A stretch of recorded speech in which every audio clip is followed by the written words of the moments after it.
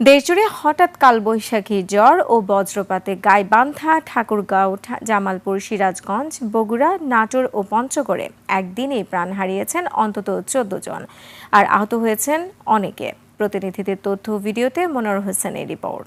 Shea butter ও vitamin সমৃদ্ধ lily beauty soap, তারুণ্যময় উজ্জ্বল ত্বকের জন্য।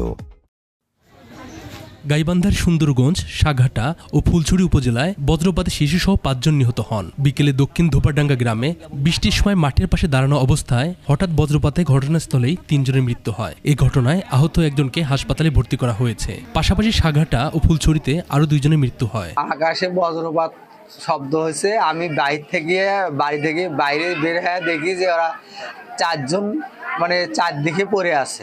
৩ জন মারা গেছে ঘটনাস্থলে, গরু একটা, তার মধ্যে আমার ভাইস্তে একটা আছে, চারত ভাইয়ের বেটা আর চেয়ারম্যানের বেটা আর চেয়ারম্যানের ভাইস্তে। গরুর শেডের এখানে এরা ৩ জন আশ্রয় নেয়।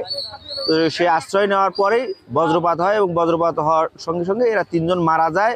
অন্যদিকে জামালপুরে বজ্রপাতে এক নারী সহ ২ জনের মৃত্যু হয়েছে এবং আহত হয়েছে বেশ কয়েকজন। মাঠে কাজ করার সময় হঠাৎ বজ্রপাতে এই ঘটনা ঘটে।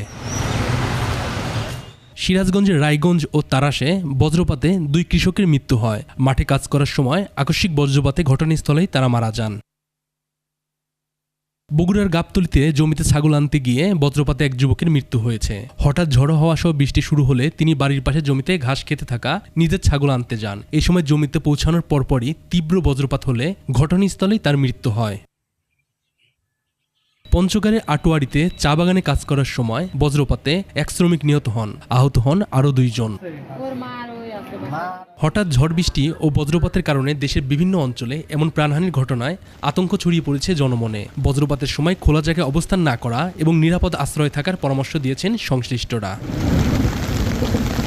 Monowar Hossain, desk report, ২১ television.